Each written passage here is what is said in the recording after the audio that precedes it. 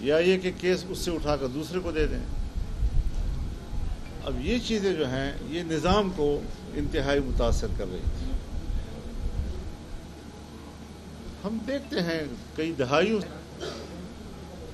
کہ مفادات کا لین دین ہمارے ملک کی سیاست بن گئی،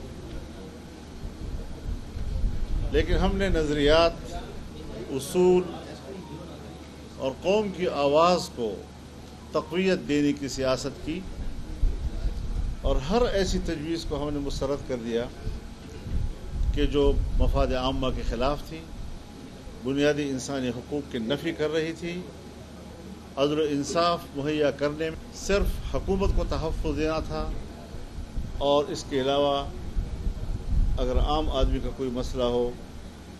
ہم نے یہ تجویز اس لیے دی کہ ایک تو میثاق جمہوریت میں فیڈرل کانسٹیٹیوشنل کورٹ کا تصور موجود ہے اور صراحت کے ساتھ لکھا گیا ہے.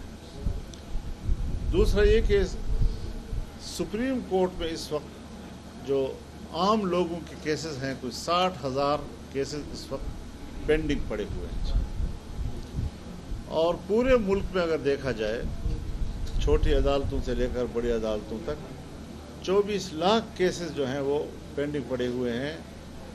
نسلیں جو ہیں وہ آگے بھگتتی ہیں اس چیز کو، اور مقدمات ختم نہیں ہو پا رہے. تو اس حوالے سے ایک دلیل تھی کہ ایک کانسٹیٹیوشنل کورٹ موجود ہو تاکہ سیاسی معاملات، آئینی معاملات، حکومت اور کسی ادارے کے درمیان کوئی معاملہ ہو جائے تو وہی کیس وہ نمٹاتے رہے، باقی پبلک کے جو کیسز ہیں وہ تیزی کے ساتھ آگے بڑھتے رہے اور جلد انصاف لوگوں کو مہیا ہوتا رہے. تو اس حوالے سے جو مسودہ ہمیں دیا گیا تھا، اس وقت تک تو ان کے پاس اکثریت نہیں تھی، اور دار و مدار جمعیت علماء اسلام کے ممبران پر تھا. جمعیت علماء اسلام نے واضح طور پر کہا کہ ہم مطمئن نہیں ہیں اور ہم اس مسودے کو ووٹ دینے سے معذور ہیں. اب بلاول صاحب بھی تشریف لائے تھے میرے پاس، اور ان کے اور ہمارے درمیان بھی بات چیت ہوئی، اور اس پر اتفاق ہوا کہ ہم بھی ایک مسودہ بنا لیتے ہیں، وہ بھی ایک ڈرافٹ تیار کر لیں گے، پھر ہم ایک دوسرے کے ساتھ شیئر کریں گے.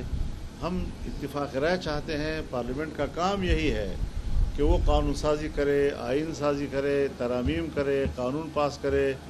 یہ جاب ہے ہمارا، اور اس پر ہم کسی قسم کا قدغن بھی قبول کرنے کو تیار نہیں ہیں.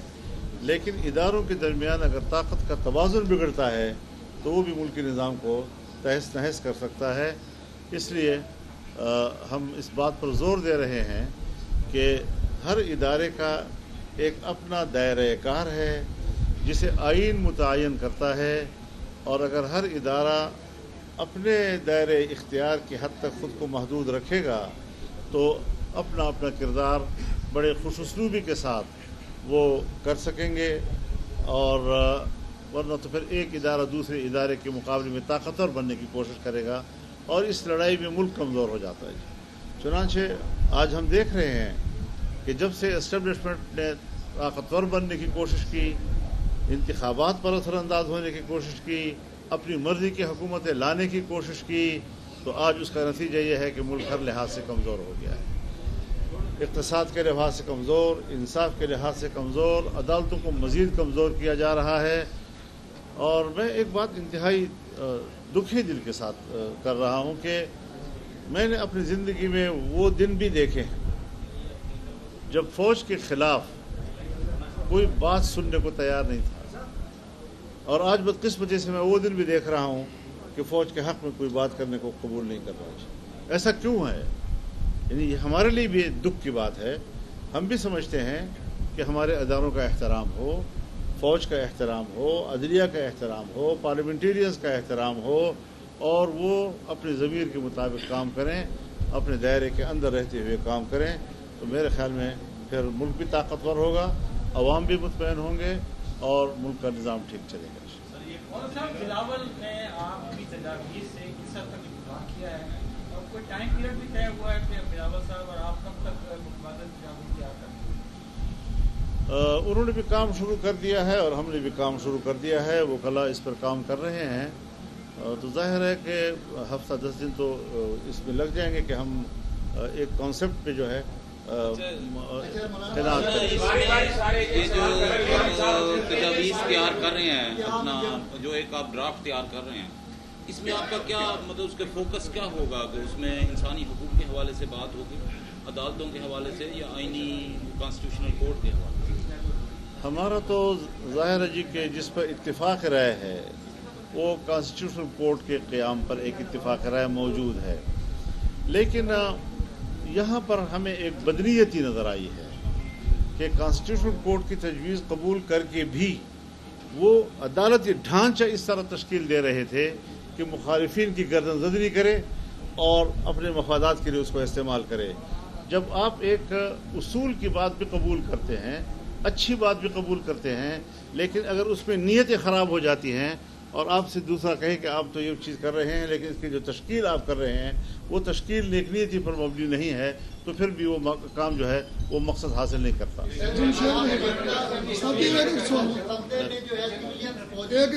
जी, जो सिविलियन फौजी का जो सर ये ट्रायल होने जा रहा है उसके हक में आप हैं या नहीं? मैं समझा नहीं आपको। मैं ये कह रहा हूँ सर कि जो मुजर्रा मुकाबले में सिविलियन के फौजी ट्रायल की शिक्षा शामिल थी, क्या आप सिविलियन के फौजी ट्रायल के हक में हैं या नहीं? मैंने तो यही बात आपसे किया ना कि बुनियादी हुकूक का दायरा महदूद, मिलिट्री का जो इस्तिस्ना था एक ख़ास हद तक उसको तवसीह दे दी गई है। तो ये चीज़ें हम समझते हैं कि बुनियादी हुकूक को पामाल कर रही हैं। हम बुनियादी हुकूक को तहफ़्फ़ुज़ देने के ज़ामिन हैं और पार्लियामेंट को उसका ज़ामिन होना चाहिए। जमशेद साहब, जी स्पीकर कौमी असम्बली ने खत लिखा और उसके अंदर उन्होंने नशिस्तों का बाकायदा नंबरिंग भी दी है। आपकी जमात को भी उन्होंने 3 सीटें इजाफी मखसूस सीटों के लिए खाई हैं। अगर इलेक्शन कमीशन उसका नोटिफिकेशन जारी कर देता है तो फिर तो हुकूमत की जो है वो 2/3 जो है वो पूरी होती है, फिर आप कहाँ खड़े होते हैं? हम फिर भी अपने मौक़िफ़ पे खड़े रहेंगे और कोशिश करेंगे कि उनको कोई गलत फ़ैसला या गलत कानून साज़ी से रोकें। जो भी हमारी क़ुव्वत होगी, जितनी हमारी क़ुव्वत है हम उतने ही ज़िम्मेदार हैं, इससे ज़्यादा क्यों तो हम ज़िम्मेदार नहीं हैं। लेकिन कभी भी हम आइन को तहबाला करना, अदलिया को तहबाला करना, किसी भी इदारे को तहस नहस करना, उसको नुकसान देना, इसकी हम हिमायत नहीं करें। बिलावल साहब कहते हैं, एक सवाल जी जी साथी एक सवाल बिलावल साहब कहते हैं मौलाना फजलुर रहमान के कमेटी रूम में पहुंचने से पहले ही आर्टिकल 8 वाली जो तरमीम है वो हटवा दी गई थी। इस पे क्या आप आर्टिकल 9 अब आ गया है, लेकिन अब यही बात तो हमारे लिए सवाल है। हमने आपसे पहले भी कहा कि उसके बाद कुछ तब्दीली हुई है तो पता नहीं वो क्या है। तो एक मुसवदा, फिर दूसरा मुसवदा, अब तीसरा मुसवदा, और सब एक दूसरे से मुख्तलिफ हैं। इस तशवीश में क्यों रखा जा रहा है? ये कन्फ्यूजन है, और पार्लियामेंटेरियंस अगर अपने कानून साजी के बारे में कन्फ्यूजन का शिकार हों, वो क्या आइन साजी और कानून साजी कर सकते? देखिए, इसमें कोई शक नहीं है कि हम अपोजिशन बेंचों पे हैं, PTI भी अपोजिशन बेंचों पे है, और हम कौमी असम्बली में 8 अरकान के साथ, सेनेट में 5 अरकान के साथ, जबकि वो 80 और 90 के अरकान के साथ कौमी असम्बली में मौजूद हैं। एक पार्टी जब हुकूमत के ख़िलाफ़ भी अपोजिशन में हो और अपोजिशन के ख़िलाफ़ भी अपोजिशन करे, तो ये तो दुनिया में पार्लियामानी रिवाज नहीं है। इस वक्त बाकायदा हमारा कोई इत्तेहाद नहीं है। बहरहाल इस दौरान में जब ये 26वीं तरमीम लाई गई तो इस पर हुकूमत भी बराबर हमारे साथ राब्ते में रही, PTI भी बराबर हमारे साथ राब्ते में रही। दिन में कई मीटिंगें हमारी होती रहीं, मैं उनके ख्यालात भी सुनता था, उनके ख्यालात भी सुनता था, और फिर हम आपस में बैठकर उस पर गौर करके अपनी एक जमाती राय बनाते थे। इस वक्त तो हमारा उनसे कोई इत्तेहाद ऐसा बाज़ाब्ता नहीं है, न किसी तहरीक के लिए। अलबत्ता जो पार्लियामानी रोल है उसमें डे टू डे इश्यूज़ पर हम बात कर सकते हैं, उस पर हम एक मुश्तरका मौक़िफ़ भी ले सकते हैं, लेकिन कोई ऐसा बाकायदा इत्तेहाद नहीं है।